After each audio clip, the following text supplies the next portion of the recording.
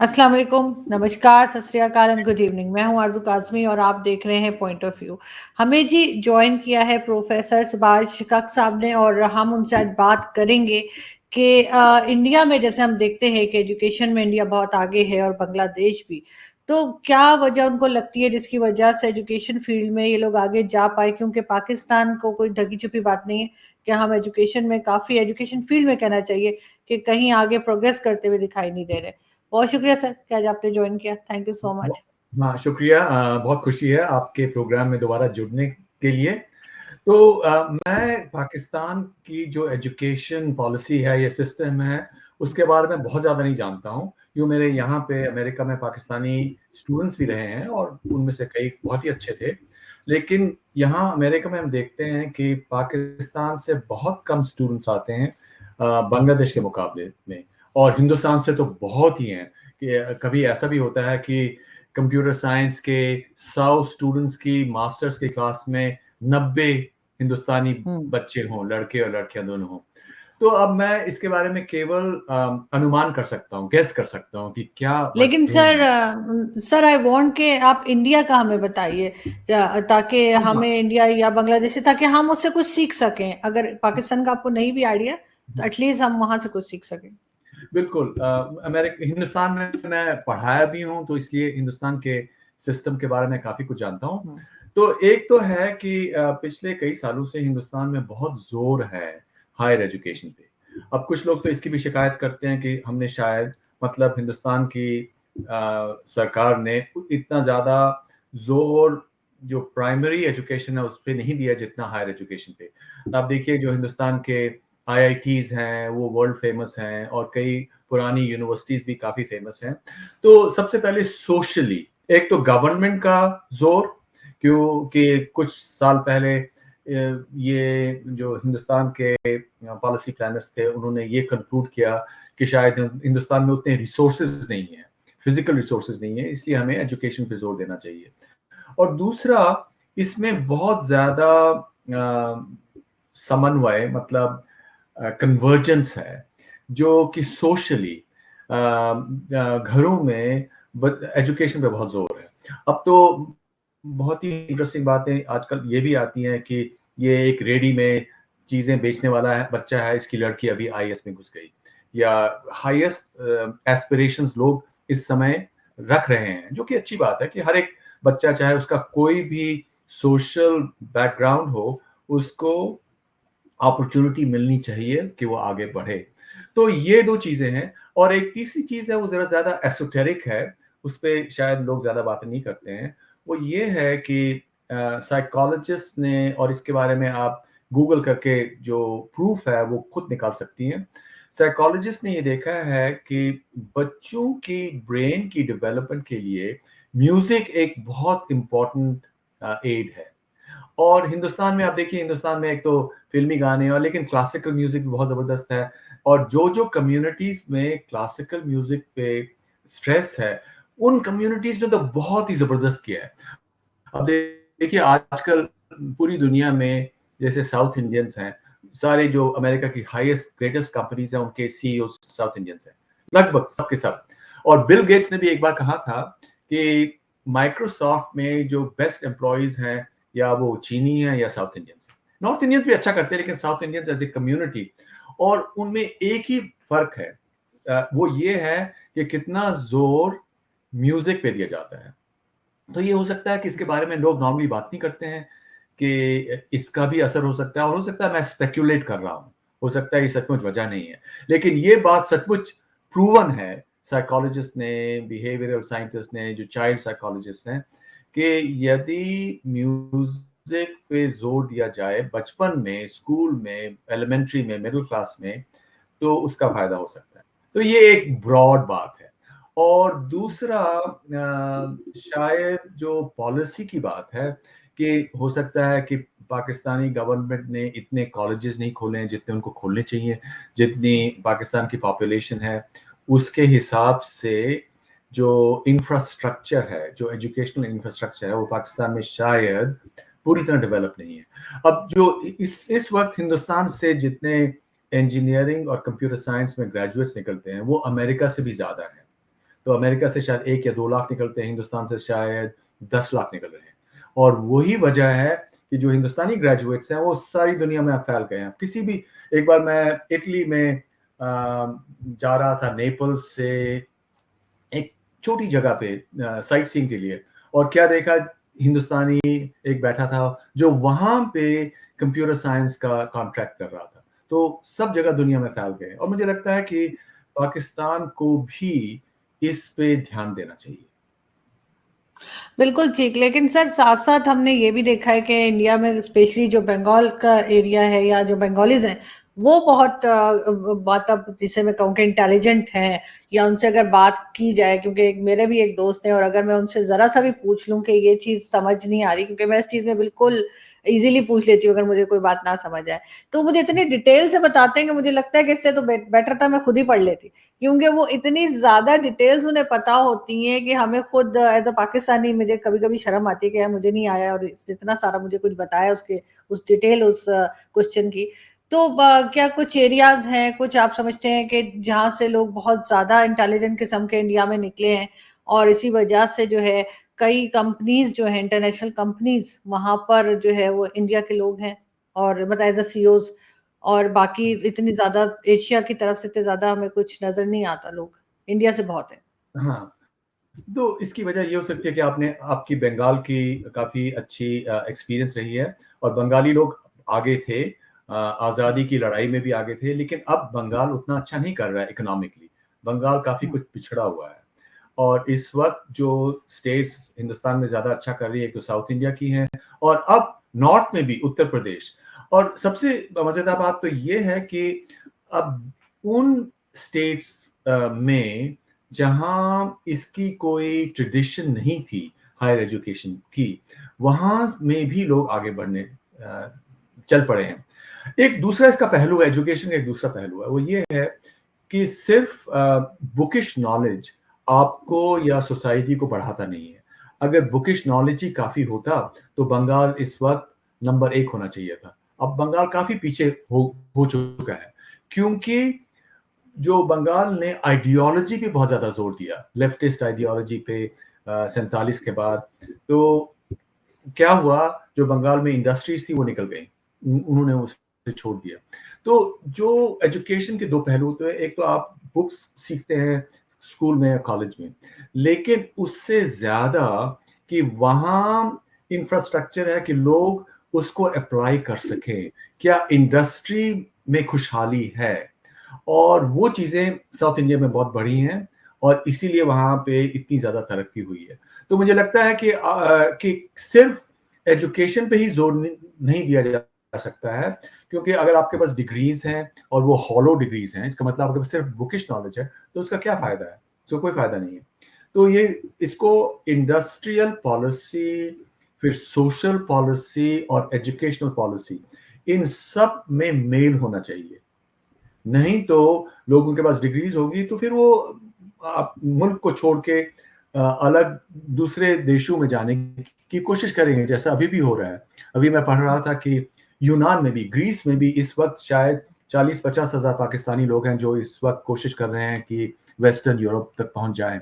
तो ज़्यादा अपॉर्चुनिटीज निकालनी होंगी, उसके बिना जितनी डेवलपमेंट हो रही है। और दूसरा वजह ये है कि पाकिस्तान में इस वक्त उतने रिसोर्सेज नहीं है। पाकिस्तान का जो रेवेन्यू स्ट्रीम है वो बहुत कम है, तो पाकिस्तान को रिसोर्सेज बाहर से चाहिए। जैसे हिंदुस्तान में या चीन में, चीन की डेवलपमेंट इतनी ज़बरदस्त हुई 90s के बाद कि अमेरिकन ने वहाँ इन्वेस्ट किया। जो सारी चीन की फैक्ट्रीज हैं वो अमेरिकन पैसे से बनी और अमेरिकन टेक्नोलॉजी से बनी, और 10-20 साल में जो चीनी लोग थे वो भी सीख गए। और इस वक्त बहुत अमेरिकन या वेस्टर्न या इंटरनेशनल पैसा है वो हिंदुस्तान आ रहा है, और आईटी फील्ड में या मटेरियल साइंस में जो कि फ्यूचर है, उसमें इतना ज़्यादा पैसा आ रहा है कि और बड़ी-बड़ी रिसर्च सेंटर्स, जैसे आईबीएम का रिसर्च सेंटर्स देखिएगा, तो एक एक चीन में है, एक शंघाई में है, एक बैंगलोर में है और एक अमेरिका में है। जो सारी बड़ी-बड़ी कंपनीज़ हैं, उनके रिसर्चर्स जो हैं, वो हिंदुस्तान में ही बैठे हुए हैं और वो हिंदुस्तानी लोग हैं, क्योंकि उनको ज़्यादा कम पैसा देके उनको आप हायर कर सकते हो। अगर आप उन्हीं लोगों को अमेरिका में हायर करोगे तो शायद आपको उनको 5 गुना ज़्यादा पैसा देना होगा। तो इंटीग्रेटेड पॉलिसी की ज़रूरत है पाकिस्तान को आगे बढ़ने के लिए। सर, आपको लगता है कि कुछ ना कुछ स्टूडेंट्स के ऊपर भी बहुत ज़्यादा प्रेशर डाला जाता है? जैसे एक टाइम ऐसा भी था पाकिस्तान में कुछ साल पहले कि हर पेरेंट्स ये चाहते थे कि बस डॉक्टर, इंजीनियर्स ही निकलें घर में से, और उसमें चाहे स्टूडेंट जो है या जो बच्चे हैं उनका इंटरेस्ट हो या ना हो, तब भी उनको वो पढ़ाया जाता था। उसका रिज़ल्ट भी काफ़ी नेगेटिव आया, क्योंकि बहुत से लोग ऐसे जिन्हें मैं जानती हूँ जिन्होंने मेडिकल किया या इंजीनियरिंग की, लेकिन उस फील्ड में काम कभी नहीं किया। हाँ, वो शायद सारी सारी दुनिया में सब जगह है। अब अमेरिका में भी बच्चे डॉक्टर बनते हैं काफ़ी, या इंजीनियर। अब इंजीनियरिंग के बजाय इंजीनियरिंग में अब उतनी जॉब्स नहीं है, वो कंप्यूटर्स में घुस रहे हैं। वो हो सकता है इसलिए उन्होंने छोड़ा क्योंकि आपके मुल्क में उतनी जॉब्स नहीं है।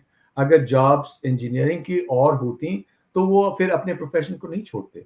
तो ज़्यादा ये स्ट्रेस करना है, ये देखना है कि क्या वजह हैं कि जो इंडस्ट्रियल डेवलपमेंट, और जब तक कि गवर्नमेंट का ही कंट्रोल होगा, तब तक बहुत चीज़ें नहीं निकलेंगी।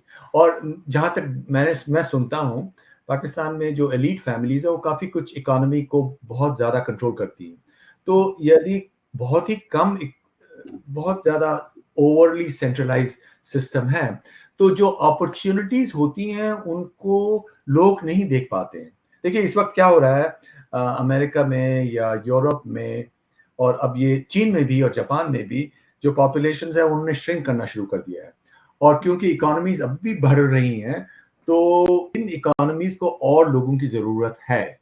और यही वजह है कि हिंदुस्तानी लोग सब जगह हावी हो गए हैं, क्योंकि इनके अपने बच्चे नहीं निकल निकल रहे हैं, और हिंदुस्तान से इतने ट्रेन्ड बच्चे निकल रहे हैं कि चाहे आप प्रेजुडिस की बात करें, अंत में प्रेजुडिस सब कुछ नहीं चलता। लोग ये चाहते हैं कि कौन जिस काम को करने की ज़रूरत है वो कर सकता है या कर सकती है। और इसलिए एक इंटीग्रेटेड कॉम्प्रिहेंसिव व्यू अगर हो, और एक दूसरी सोशल बात ये भी है कि पाकिस्तानी समाज जो है वो बहुत कंजर्वेटिव है, और क्योंकि वो बहुत कंजर्वेटिव है, इसलिए शायद अ, जो सब सवाल पूछने चाहिए, या सब चीज़ों को क्वेश्चन करना चाहिए, वो हो सकता है कि उतना ज़्यादा नहीं किया जा रहा है लोगों के घरों में जितना ज़रूरी है। और जो कम्युनिटीज़ ये सब कुछ क्वेश्चन करती हैं, वो कम्युनिटीज़ आगे बढ़ गई हैं। इंटरनेशनली आप ये देख सकती हैं। क्योंकि जो लोग बहुत ओल्ड फैशन्ड हैं, वो शायद ये कहें कि आप ये सवाल नहीं पूछिए, तो कुफ्र हुआ। तो वो चीज़ें बच्चों को पीछे कर सकती हैं, क्योंकि एनकरेज आपको करना है। ठीक है, आप एनकरेज करिए, क्वेश्चन करिए, और बाद में आप जो भी चीज़ सही है, उसको आप अपना लीजिए। तो इस पे अगर ज़्यादा स्ट्रेस दिया जाए, और वो इस वक़्त आसान नहीं है, क्योंकि जो पाकिस्तान की पॉलिटिक्स है, उसमें कंज़र्वेटिव एलिमेंट्स इस वक़्त काफ़ी स्ट्रॉन्ग हैं। जैसे आप अफ़गानिस्तान में देख सकते हैं। अफ़गानिस्तान भी 50 साल पहले काफ़ी सोशली ओपन था, लेकिन अब नहीं है। तो जो उन्होंने अफ़गानियों ने जो रुख लिया, आहिस्ता-आहिस्ता वो अब इस मुकाम पे पहुँच गया है। तो ये इंटरनेशनली जो लोगों को मैं जानता हूँ, न्यूयॉर्क, वाशिंगटन, लंदन में, तो कभी उनको ये डर होता है कि क्या पाकिस्तान ने ये रास्ता अपना लिया है, जो कि आप इंक्रीमेंटली नहीं समझ सकते हैं, लेकिन आहिस्ता-आहिस्ता वो उसी रुख, उसी डायरेक्शन में जाए, जहाँ इस वक़्त अफ़गानिस्तान है। अगर वो होगा, तो मुश्किलें सिर्फ़ बढ़ेंगी, क्योंकि तब जो इंटरनेशनल मनी है, वो डरेगा पाकिस्तान में आने के लिए। इसी तरह जैसे कि इंटरनेशनल क्रिकेटिंग टीम्स हैं, वो पाकिस्तान में खेल नहीं रही हैं। क्यों नहीं खेल रही हैं? पाकिस्तान आखिरकार बहुत बड़ा मुल्क है, कितनी पॉपुलेशन है? बहुत ही कम मुल्क हैं जिनकी पॉपुलेशन इतनी ज़्यादा है। तो जो ये कंडीशंस हैं, इन पे ज़्यादा ध्यान देना चाहिए, जो शायद नहीं दिया जा रहा है। लोग सोचते हैं कि ठीक है, आप छोटे शॉर्ट टर्म स्पैन की ही प्रॉब्लम्स को देखें, और वो नेचुरल है, क्योंकि जो पॉलिटिशियंस हैं और जो एवरेज लोग होते हैं, उनको तो अपने डे टू डे चीज़ों के बारे में सोचना है। लेकिन किसी को, एलीट को बैठना होगा और देखना होगा कि हम किस डायरेक्शन की ओर जा रहे हैं, और शायद अगर वो डायरेक्शन ठीक नहीं है, तभी जो बच्चे होते हैं, जो कॉमन लोग होते हैं, उनमें बहुत इंटेलिजेंस होती है। तो वो लोग, अगर उन्होंने ये सोचा है कि ये डायरेक्शन नहीं ठीक है, तो वो उस डायरेक्शन में नहीं जा रहे हैं। तो इसीलिए ये हो सकता है कि वो कंप्यूटर साइंस में उस तादाद में नहीं जा रहे हैं जितना उनको जाना चाहिए, जबकि बांग्लादेश में जा रहे हैं, जबकि जो अलग मुल्क हैं उनमें जा रहे हैं। बहुत ज़्यादा नहीं जा रहे हैं बांग्लादेश में, लेकिन पाकिस्तान के मुकाबले में ज़्यादा जा रहे हैं। नहीं, आप ठीक कह रहे हैं, लेकिन सर जो पॉपुलेशन की आपने बात की है, तो उस पे तो ख़ैर हमें प्राउड नहीं होना है, क्योंकि वो बहुत खौफ़नाक तरीके से बढ़ रही है और पाकिस्तान को उस पे कंट्रोल करना चाहिए। क्योंकि हमारे पास इतने रिसोर्सेज़ नहीं है कि हम इतनी बड़ी पॉपुलेशन को जो है वो तालीम दे सकें या बाकी चीज़ें प्रोवाइड कर सकें। लेकिन सर किसी भी कंट्री की प्रोग्रेस में आपके ख़्याल से एजुकेशन कितनी इम्पोर्टेंट है? क्योंकि हमारे यहाँ तो बस बात होती है तो सिर्फ़ इकोनॉमी की होती है, फंड्स की होती है, इधर से लोन लेना है, उधर से करना है, लेकिन एजुकेशन की बहुत कम बात होती है। आपके ख़्याल से कितनी इम्पोर्टेंट है एजुकेशन किसी भी मुल्क को आगे ले जाने में? बहुत ज़्यादा। देखिए, सब लोग बराबर हैं। सब बच्चे चाहे किसी भी कौम के हों, किसी भी नस्ल के हों, किसी भी देश के हों, सब लोग बच्चे बराबर होते हैं। तो फिर कुछ बच्चे आगे क्यों बढ़ जाते हैं? तो वो एजुकेशन ही होता है एक। और एजुकेशन के 2 पहलू होते हैं। एक तो घर में जो एजुकेशन मिले, और वो बहुत ही अहम पहलू है। ज़्यादा बच्चा घर में सीखता है इसके बजाय कि स्कूल में। लेकिन स्कूल भी बहुत ज़्यादा हो सकता है। जिन लोगों को प्रॉपर एजुकेशन घर में नहीं मिल रही है, एटीट्यूड, जिन जिन घरों में उतना डिस्कशन नहीं हो रहा है हर एक सब्जेक्ट पे, और वही एजुकेशन का मीडियम बन जाता है कि आपके घर में माँ बाप के साथ, भाई बहन के साथ या कजन्स के साथ बहस हर एक बातें हो रही है, उसी वक्त आप सीखते हैं। बुक्स को पढ़ के बहुत ही कम सीखते हैं। तो वो एक पहलू है। दूसरा, अब ठीक है, कई घरों में लोग ज्यादा ओल्ड फैशन है, बात नहीं कर रहे हैं, लेकिन वो लोग भी कैचअप कर सकते हैं स्कूल में। फिर उनको बहुत अच्छे मेंटोर्स मिलते हैं, स्कूल में टीचर्स मिलते हैं, जिससे उनकी जिंदगी बदल जाती है। तो इसलिए स्कूल्स और कॉलेजेस में एम्फसाइज करना एजुकेशन को बहुत जरूरी है। वही ट्रांसफॉर्मेशन हो सकती है, और उसी में लोग इंस्पायर हो जाते हैं। और मैं तो सचमुच इसमें बिलीव करता हूँ, विश्वास करता हूँ कि सब लोग, चाहे वो किसी भी जाति के हों, सब लोग बराबर हैं। तो ये जो इंस्पिरेशनल का जो स्पार्क होता है, वही बच्चे की, लड़के या लड़की की जिंदगी बदल देता है। और यही नहीं बदल देता है, और ये भी, क्योंकि अगर आपकी एजुकेशन अच्छी है तो आप ये भी समझ लेते हैं कि किस तरीके से सब लोग भाई बहन हैं, सब लोगों के साथ चलना है। जो मोहब्बत का रास्ता है उसको लोग अपना लेते हैं। इसके मतलब नफरत के रास्ते के बजाय, या अलगपन के रास्ते के बजाय, या डोमिनेशन के रास्ते के बजाय। और उससे अब देखिए, जिन लोगों को एजुकेशन नहीं मिल रही है, देखिए इस वक्त अफगानिस्तान में लड़कियों को नहीं मिल रही है, उनकी जिंदगी के साथ क्या हो रहा है, उनको उनको वो अपॉर्चुनिटीज अपने आप को समझने की नहीं मिलेंगी। तो ये बहुत दुख की बात है। बिल्कुल। और सर किसी भी कंट्री को, ख़ास तौर पे पाकिस्तान को और इस तरफ जो हमारे साइड पे जो कंट्रीज़ हैं इस रीजन में, आपके ख़्याल से जो गवर्नमेंट है उनको जो एजुकेशन बजट है, वो कितना परसेंट होना चाहिए वैसे?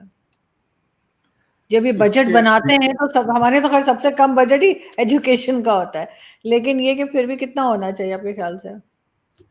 मुझे उसके नंबर्स नहीं मालूम है कि टिपिकली हुँ। कैसे हैं, कितने होते हैं, लेकिन सचमुच पाकिस्तान को बहुत बढ़ाना होगा। जैसे हिंदुस्तान ने काफ़ी कुछ इसमें इन्वेस्ट किया है। कितने ही आईआईटीज़ बनी हैं, हर एक स्टेट में हुँ। एक अब आईआईटी बन रही है पिछले 2-4 साल से।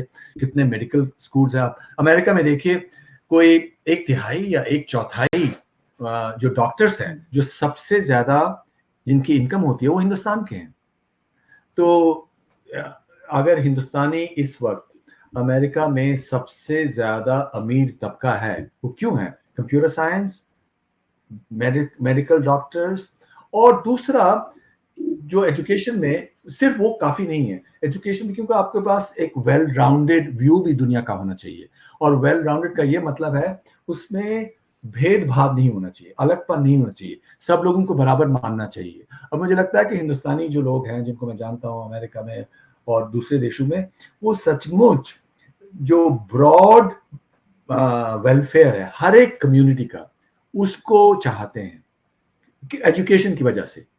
और इसलिए इन सब चीज़ों को, हाँ, तो आपका जो सवाल था कि कितना एजुकेशन पे और जोर देना चाहिए पाकिस्तान में, कुछ सचमुच कई गुना ज़्यादा। अब क्या फिगर्स हैं उसको देख के ये होगा कि अगर आपके पास 10 एलीट यूनिवर्सिटीज़ हैं, उसके बजाय 50 होनी चाहिए, कि हर एक जो तबका है, उनके बच्चों को ये मौका मिले एजुकेशन का, और उस एजुकेशन से वो अपने आप को एमेंसिपेट कर ले, एमेंसिपेट करें कि वो देख पाएँ या इनिशिएटिव ले सकें, इनोवेट कर सकें, नई कंपनीज़ बनाने की जो इस वक़्त आजकल स्टार्टअप हो रहा है, स्टार्टअप कल्चर।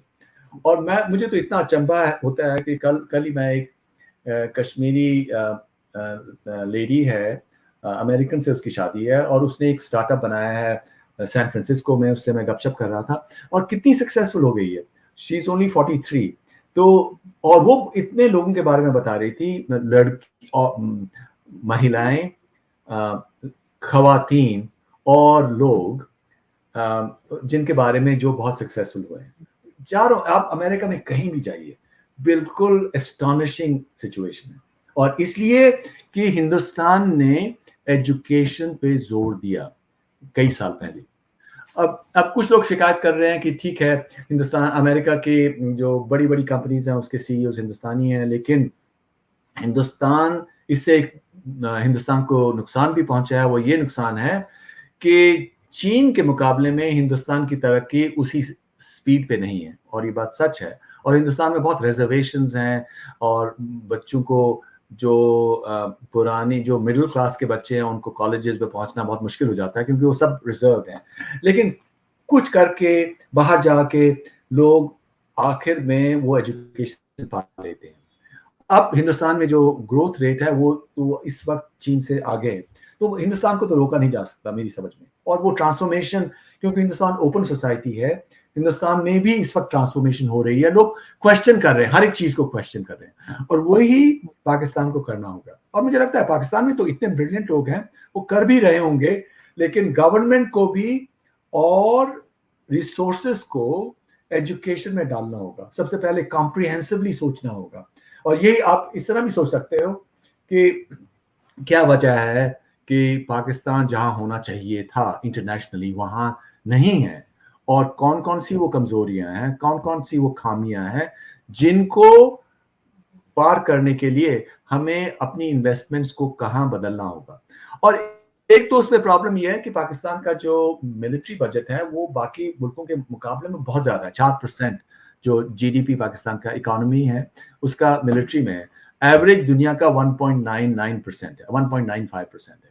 और जो यूरोपियन नेशंस हैं जिनमें बहुत तरक्की की सेकेंड वर्ल्ड वॉर के बाद, क्योंकि उनका डिफेंस अमेरिका कर रहा था, तो उनका उससे भी कम था, 1 से भी कम था, और यही फायदा जर्मनी को हो रहा था। लेकिन अब तो क्योंकि अब यूरोप में लड़ाई वापस लौट आई है, तो उनको भी अपनी डिफेंस बजट को बढ़ाना होगा। लेकिन पाकिस्तान को ये देखना होगा कि किस तरीके से कुछ रिसोर्सेज एजुकेशन में जाएं। और एक दूसरी बात पाकिस्तान के बारे में मैं आपको कहना चाहूंगा, जहां तक मैं ये जानता हूं कि पाकिस्तानी आर्मी बहुत इकोनॉमिक एंटरप्राइज भी चला रही है। अब उसमें ऐसा होता है कि यदि अगर आपके पास वो नो हाउ नहीं है उसको चलाने का, आप इसको ब्यूरोक्रेटिक तरीके से चला रहे हो, जैसे कि हिंदुस्तान में इतनी गवर्नमेंट ऑर्गेनाइजेशन थी जो बहुत इनएफिशिएंट थी, कि जो लोग प्राइवेटली जिस एफिशिएंसी से आप चला सकते हो वो गवर्नमेंट नहीं चला सकती। और जो आर्मी है वो भी एक गवर्नमेंट का इदारा है। तो हो सकता है यदि इन चीजों में कुछ पे ध्यान दिया जाए तो पाकिस्तान में कुछ रिसोर्सेज निकल आएंगे जिनको एजुकेशन को लगाना चाहिए। बिल्कुल, और पाकिस्तान को एजुकेशन पे ख़ास जो है एजुकेशन को इम्पोर्टेंस देनी होगी, तभी आगे बढ़ा जा सकता है। सिर्फ़ ऐसे काम नहीं चलेगा कि इधर-उधर से फंड्स लिए और उसके बाद फिर दोबारा वैसे ही बैठे हुए हैं कि अब आईएमएफ दे देगा या वर्ल्ड बैंक या चाइना। एजुकेशन में आगे बढ़ना होगा, तभी हम इस प्रॉब्लम से निकल पाएँगे। Thank you so much sir कि आज आपने जॉइन किया। बहुत शुक्रिया। बहुत बहुत होप टू सी यू शुक्रिया। Next week. Thank you sir, thank you. जरूर।